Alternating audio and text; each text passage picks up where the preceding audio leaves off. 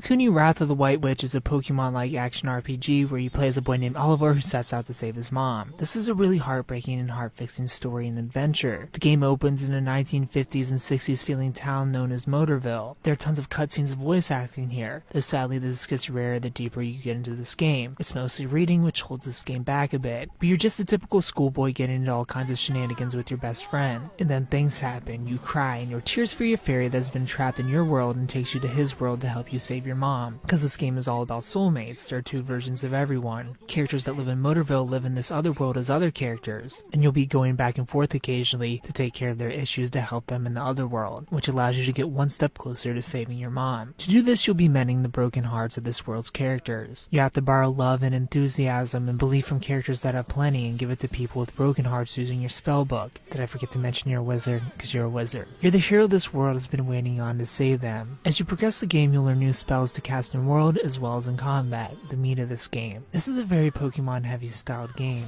at least for the majority. You have to get a few hours in until a character joins you that allows you to capture familiars throughout the world. To capture them, you have to impress them by weakening them in battle, and Esther can serenade them to make them your own. You then throw them in your party or store them. Your party will eventually have 3 main characters, and each can hold 3 familiars at a time, all equally gaining XP from battles. Once leveled up high enough, you can evolve them into their next form, which starts them back to level 1, but their stats will greatly improve throughout their 3 different forms. Characters do have weaknesses and will learn new elemental moves, and they all have different subclasses like fighter, tank, caster, healer, all of which are important to have in your party, at least for the members you don't use that often. I was very Oliver heavy and I stuck with my beginning familiar throughout, but I made sure to give the rest of my party tanks so they wouldn't die as quickly, as well as healers to make sure the team stayed healthy and fighters to do a bit of damage. And both of my party members did a great job of doing damage using magic and healing, though you're able to freely switch through all 12 characters at any time during a battle, as it's all happening real time with a mix of turn-based timers going on. Attacking and defending has to cool down, and your special attacks are tied to magic points. The combat here can get really intense. I was active in most battles, even simple encounters with regular enemies. I think this is mostly thanks to how much magic points moves take. I hardly ever did any special moves because of how costly they were. I would save my magic to heal my party, to make sure I wasn't sent back to the start of an area at a save point, which will refill your health and magic. But if you die, you lose 10% of all of your money. I do feel that these moves are just a little too expensive though. It feels like a waste to have them there and again never really get to use them, though this isn't the case during boss battles. Easily the highlight moments of this game, where all of your grinding and leveling and party building with different weapons and armors pay off. You'll be timing attacks and defenses to get the boss to drop health and magic so you can pull off awesome moves, and towards the end of the game you'll even get to call on the bosses you've defeated as champions to pull off elemental based moves for massive damage. And occasionally bosses will drop a gold orb for you to do a super move and fill up your health. Every boss battle felt just the right amount of challenging, excluding